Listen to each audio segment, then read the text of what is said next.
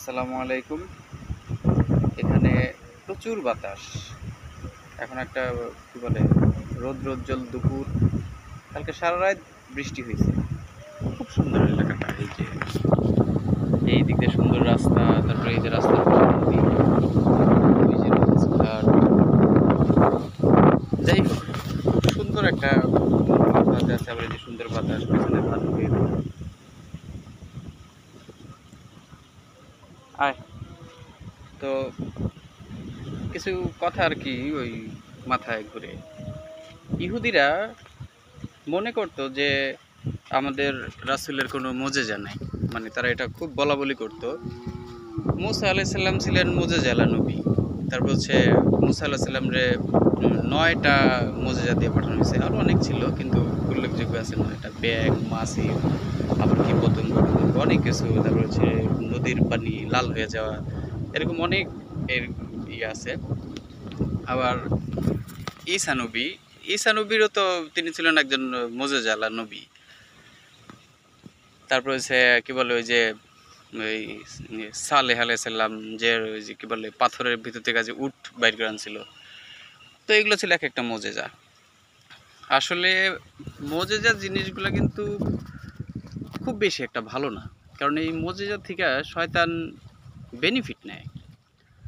ওই যে কি বলে মুসা আলাইহিস সালাম যখন জিবরাইল নিয়ে যাইতেছিল আল্লাহর সাথে কথা বলতে তুর পাহাড়ের ওইদিকে, তো ওই তারা যে রাস্তাতে হাইটে যেতেছিল ওই তারপরে কি বলে ওই তাদের যে পায়ের নিচে যে ঘাস পড়তেছিল, ওই ঘাস শয়তান আবার তুইলেই না কি করতেছিল, মানুষে দিয়ে বলতেছিল যে এই ইয়েটা নিয়ে যাও, কি বলে ওই এই ঘাসগুলো নিয়ে যাও, নিয়ে যে ওই একটা পিতলের আর কি স্বর্ণের গরু বানাও, সেই স্বর্ণের গরুর নাকের ভিতরে এটা ধরো, দেখবো যে সেই গরু হাম্বা হাম্বা শুরু করছে।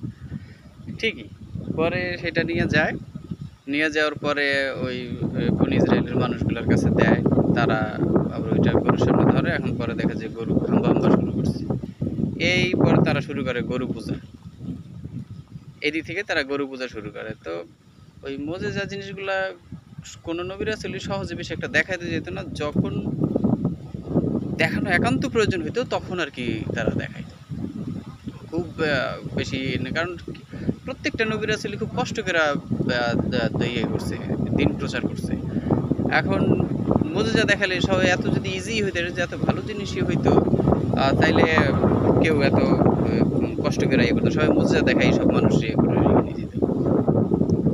যাই হোক, এটা আসলে এই ব্যাপারে তর্ক বিতর্ক থাকতেই পারে, কিন্তু ইয়েরা ইহুদিরা বলা বলি করতো যে আমাদের নবীর কোনো মুজিজা নাই।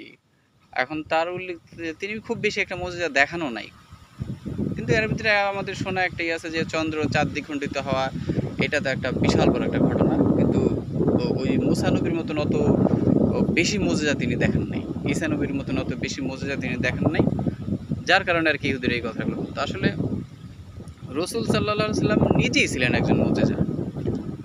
দেখেন, অন্যান্য নবীরা যখন আসছে তাদের পরবর্তীতে আবার নবী পাঠানোর দরকার হয়েছে। অন্যান্য রাসূলরা যখন আসছে তাদের পরবর্তীতে আবার রাসূল পাঠানোর প্রয়োজন হয়েছে। কিন্তু আমাদের রাসূল, আমাদের নবী মুহাম্মদ সাল্লাল্লাহু আলাইহি সাল্লাম এমন এমন ব্যক্তি যে তারপরে আর কোনো নবী রাসূল পাঠানোর দরকারই পড়েনি, দরকারই নেই। মানে তিনি এমন মানুষ যে তার দ্বারা সব কিছু কমপ্লিট হয়ে গেছে। তারপরে আবার এই যে তার যে কোরআন, এগুলো সব এক একটা মুজিজা, এগুলোর কোনো চেঞ্জ হবে না। আবার দেখেন রসুলের কোন যুদ্ধে যেন ওই যে কি বলে পরপর ৩ জন জেনারেল শহীদ হইল না, ওই যে আব্দুল্লাহ ইবনে রাওয়াহা, তারপর হচ্ছে জাফর ইবনে আবু তালেব, আরেকজন যেন কি, যে রাসূলুল্লাহ সাল্লাল্লাহু আলাইহি ওয়াসাল্লাম বইলা দিছিল যে তোমরা যদি জাফর যদি মারা যায় তাহলে সেই পতাকা ধরবে হইলো, তার পতাকা ধরে মানে সেনাবাহিনী নিয়ে হওয়া, যে তারপরে ধরবে ওই আব্দুল্লাহ ইবনে রাওয়াহা, আর আব্দুল্লাহ ইবনে রাওয়াহা মারা গেলে আরেকজন ধরবে। তারপর আবার সাহাবীরা জিজ্ঞেস করছিল এটা সম্ভবত মুতার যুদ্ধ, খুব সম্ভবত। পরে আবার বলছে যে যদি ৩জনই মারা যায় তাইলে তখন আমরা কী করবো বলে। তারপর বলছে যে তোমরা তোমাদের নিজেদের মাঝখান থেকে একজন পছন্দ করে নেবে।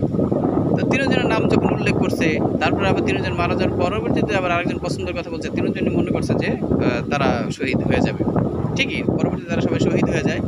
এখন তারপরে হযরত খালিদ বিন ওয়ালিদ রাদিয়াল্লাহু তাআলা আনহুকে সাহাবীরা ওই যুদ্ধের সেনাপতি নির্বাচন করে। তারপরে তিনি নির্বাচিত হন। তিনি যখন ওই যুদ্ধে কি বলে ওই যে বিজয়ী হইয়া গাজী হয়ে আসেন, তখন রাসূল সাল্লাল্লাহু আলাইহি ওয়াসাল্লাম তার উপাধি দেন সাইফুল্লাহ। সাইফুল্লাহ মানে হচ্ছে আল্লাহর তরবারি। আল্লাহর তরবারি কখনো ভাঙতে পারে না। হযরত খালিদ বিন ওয়ালিদ রাদিয়াল্লাহু তাআলা আনহুর খুব ইচ্ছা ছিল যুদ্ধের ময়দানে শহীদ হওয়া, কিন্তু তিনি শহীদ হন নাই। তিনি চাইলেও পারেন, তার শরীরের এমন কোনো ইঞ্চি বাকি ছিল না যেখানে তরবারির আঘাত নাই, যেখানে কোনো আঘাত নাই, কোনো মানে কাটাছেঁড়া এমন কোনো কিছু জায়গা বাকি ছিল না যেখানে গেলে তারপরে তিনি মরেননি। কারণ ওই যে রাসূলুল্লাহ তার উপাধি দিয়ে গেছিলেন সাইফুল্লাহ, আল্লাহর তরবারি কখনো ভাঙতে পারেন না। তিনিও ভাঙেন নাই, তিনি বিছনায় পড়ে মারা গেছেন।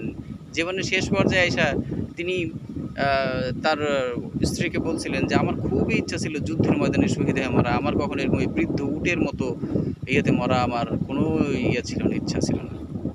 পরবর্তীতে তার ওয়াইফ তারে বলছে যে আপনি ছিলেন সাইফুল্লাহ, আল্লাহর তরবারি তো ভাঙতে পারে না।